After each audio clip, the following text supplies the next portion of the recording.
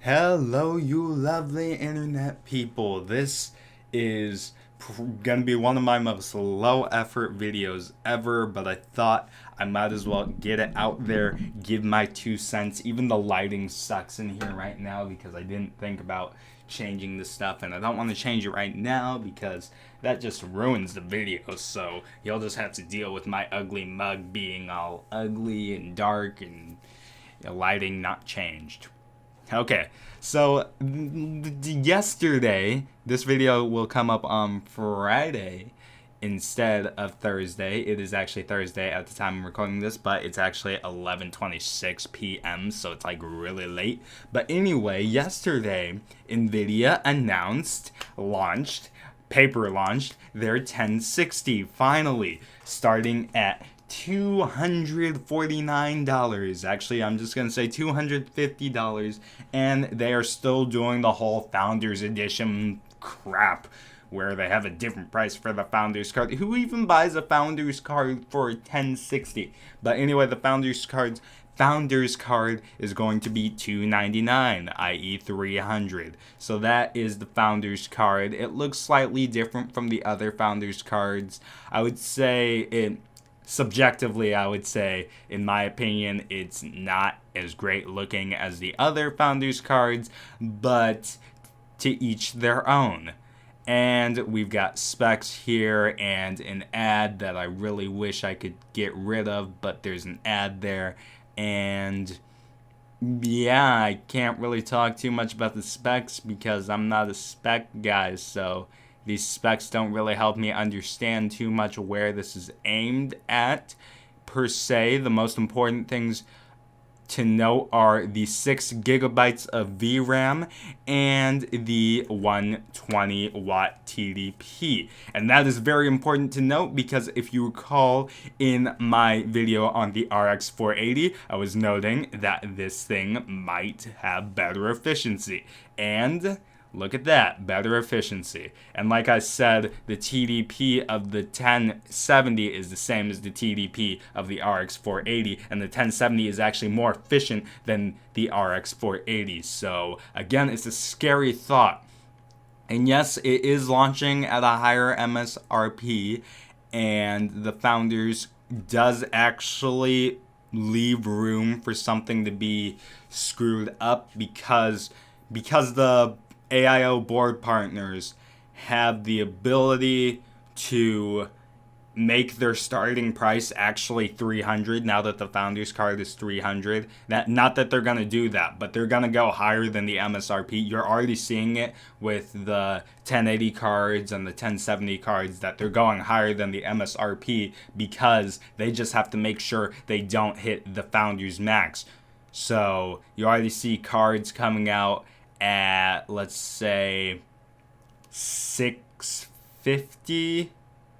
Is 650 the MSRP? I don't remember what the MSRP was, but you see cards that are very close to that $700 mark on the 1080 side because, oh wait, the MSRP is right here. You see cards that are 650 about because the Founders Edition is 700, so they can make their card as close to 700 as they want. They don't have to stick with the MSRP. There are rarely any cards that are close to that MSRP, to be honest. Unless they're like Founders looking cards like this MSI card and whatnot. But again, because of that weird pricing thing, you know for sure that I don't think they're going to live up to the MSRP. What's going to end up happening is you'll see cards that are probably like 270 or 280 or something along those lines. But actually, because this card is launching on the 19th of August and my Chrome is freezing right now, crap. Yeah, on the 19th of August. So, I mean August. No, 19th of July. And because of that, that would mean that both the cards are being released at the same time. And because both of the cards are being released at the same time, the Founders and the AIO board partners, and the Founders is only being released via NVIDIA's site from what I've read in this article, meaning that they could stick with the MSRP. It is entirely possible that they might do that because there is little to no waiting, but I very skeptical of that. and the price is already $10 above that of the RX 480, and it has less VRAM. So do you want to pay $10 extra for less VRAM and possibly higher performance? Because they're touting this as having the same performance as the GTX 980. And if that is true, then they will definitely have higher performance than the RX 480.